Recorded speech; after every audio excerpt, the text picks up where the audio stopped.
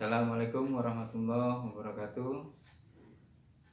Selamat berjumpa murid-murid yang saya cintai, yang saya banggakan. Walaupun kita tetap belajar dari rumah karena masih dalam situasi pandemi, mudah-mudahan itu tidak mengecilkan semangat kalian semua, ya. Nah, hari ini saya perkenalkan, nama saya Hamzah Ispahani. Saya guru ekonomi untuk kelas 11 ya, di kelas kalian. Pertemuan pertama ini kita akan bahas tentang arti pendapatan nasional. Nah, jadi kalau kita bicara tentang pendapatan, saya rasa sebagian atau seluruhnya kita sudah tahu apa itu pendapatan. Nah, mungkin kita walaupun kita belum punya pendapatan, tapi kita tahu orang tua kita punya pendapatan atau penghasilan, atau bahasa lainnya gaji. Nah, hari ini yang kita bahas itu masalah pendapatan yang berskala nasional. Nah, di kelas 11 ini nantinya kita akan banyak membahas tentang ekonomi yang cakupannya itu ekonomi makro.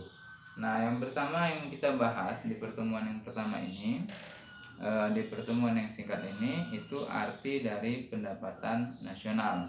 Nah, pendapatan itu diterima oleh faktor produksi sebagai balas jasa. Nah, negara kita juga banyak faktor produksinya ya. Nah, pendapatan nasional itu menggambarkan tingkat produksi barang atau jasa di suatu negara dalam periode tertentu.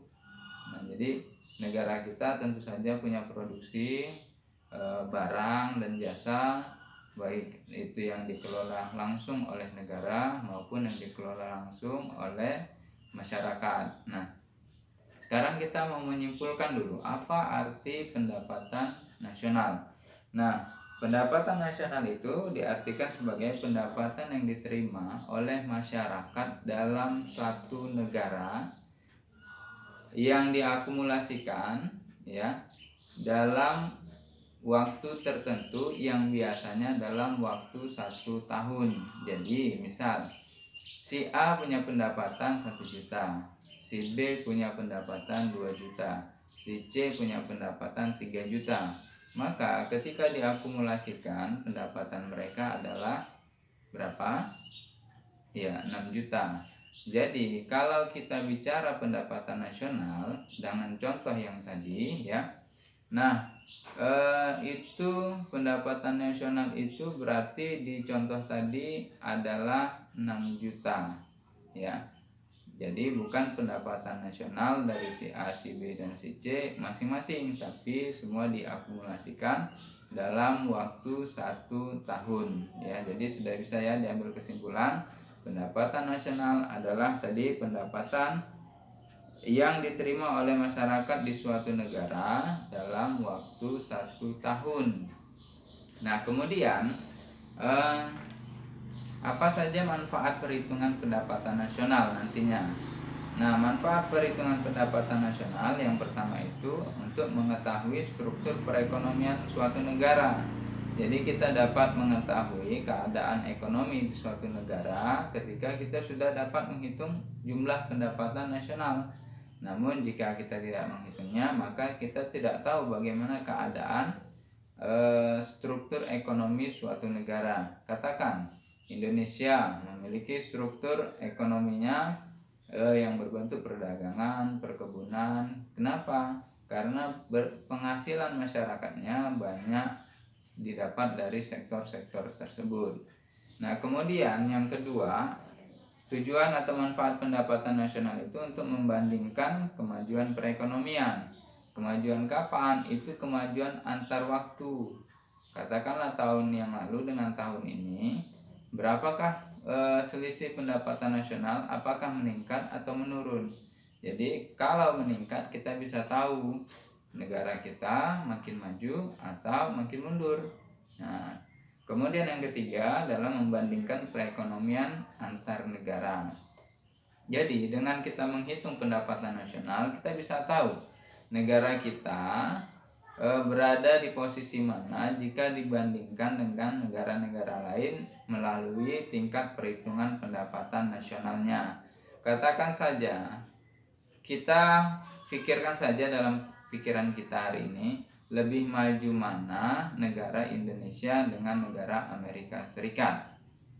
Nah, mungkin sebagian besar kita atau seluruhnya kita menjawab Amerika Serikat. Nah, dasarnya apa? Nah, yang harus menjadi dasar itu ya perhitungan pendapatan nasional yang paling utama. Nah, kenapa kita bisa menjawab? Karena kita sudah melihat secara kasat mata memang pembangunannya beda. Tapi kalau kita mau dengan dasar yang lebih kuat, maka kita harus tampilkan besaran pendapatan nasional negara kita jika dibandingkan dengan negara Amerika Serikat tersebut. Nah, kemudian apalagi manfaatnya? Yaitu dasar dalam merumuskan kebijakan oleh pemerintah. Nah, jadi dengan adanya pendapatan nasional yang dihitung, maka pemerintah dapat menentukan kebijakan apa yang diambil sesuai dengan keadaan ekonomi yang sedang ada saat itu. Ya, jadi apakah pemerintah akan memberikan subsidi atau kebijakan pemerintah yang lainnya itu bergantung daripada tingkat pendapatan nasional. Tentu saja dengan faktor-faktor yang lain banyak, tapi manfaat dari perhitungan pendapatan nasional salah satunya untuk itu tadi, sebagai rumusan dalam penentuan kebijakan pemerintah. Nah, kemudian apalagi? Nah, yang terakhir adalah mengukur kinerja pembangunan. Jika pendapatan nasional itu naik, maka dapat disimpulkan pembangunan perekonomiannya juga berarti meningkat. Tapi perlu dilihat berapa persen peningkatannya. Jadi katakan kita hari ini berpendapatan 1 juta. Apakah mungkin kita 2-3 tahun ke depan tetap bertahan pada pendapatan 1 juta? Maka harusnya kita akan meningkatkan pendapatan kita. Kenapa? Karena pola kegiatan perekonomian harusnya meningkat. Nah, demikian materi yang singkat ini, mudah-mudahan kalian dapat menyimpulkannya, menambah referensi dari beberapa sumber yang lain. Yang pertama tadi tentang arti pendapatan nasional, dan yang kedua ini tentang manfaat pendapatan nasional. Demikian dari saya. Jika ada pertanyaan langsung di japri saja. Assalamualaikum warahmatullahi wabarakatuh.